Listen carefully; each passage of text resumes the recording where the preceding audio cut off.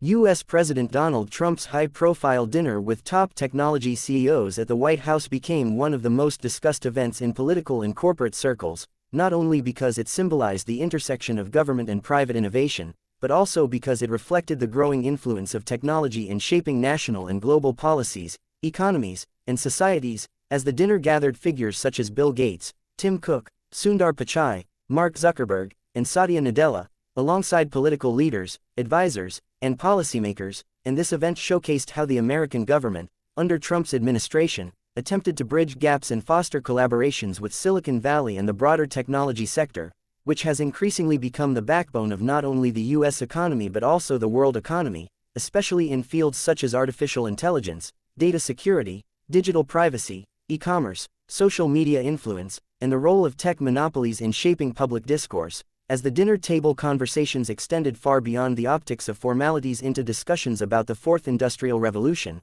the role of AI in defense, the use of big data for public safety, the competitive edge of the U.S. over China in technological warfare, and the balance between regulation and innovation, since Trump's leadership style often leaned toward bold economic moves, deregulation, and pressure on large corporations to keep jobs and investments within the United States, which made the dialogue with CEOs particularly critical, because companies like Apple, Microsoft, Google, Facebook, and Amazon operate globally, balancing profit motives with national interests. And during the dinner, the presence of Melania Trump added a diplomatic charm, while the CEOs, known for their intellectual prowess and business acumen, engaged in conversations that could redefine the relationship between Washington and Silicon Valley. For instance, Tim Cook of Apple highlighted the importance of manufacturing policies and how tariffs impacted global supply chains. Sundar Pichai emphasized innovation in AI and cloud computing while stressing the need for immigration-friendly policies to ensure talent mobility. Satya Nadella discussed Microsoft's vision of an inclusive digital economy and the role of ethical AI.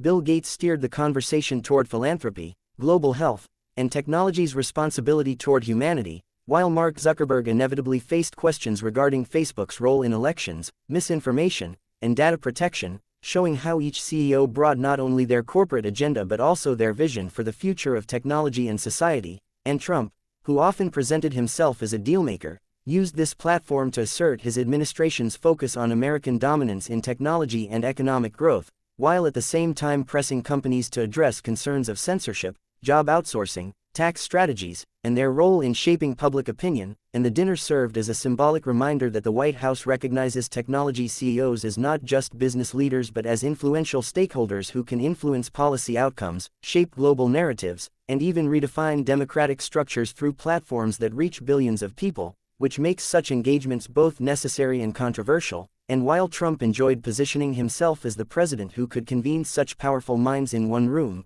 critics argued whether such meetings were about genuine collaboration or merely optics to showcase political strength, because the broader question remained about how much influence technology firms should have in government decision-making and whether private innovation should be regulated more strictly to prevent monopolistic practices and protect citizens. Yet the very presence of these individuals in the White House highlighted that the future of America is inseparable from the future of its tech giants, as they control data, communication networks, software infrastructures, and emerging technologies that impact national security, healthcare, education, commerce, and even warfare. And this alignment of political power with corporate power demonstrated a new era in governance where presidents and prime ministers are compelled to negotiate with CEOs whose influence rivals or surpasses that of nation-states, making this dinner not just a social event but a reflection of 21st century geopolitics, where the battlegrounds are no longer only military or economic, but also technological, digital, and informational. And in the years following the dinner, debates continued about whether Trump's approach successfully harnessed the power of Silicon Valley for American interests or whether it exposed vulnerabilities by giving undue influence to corporations. Yet what cannot be denied is that such a gathering captured the imagination of media,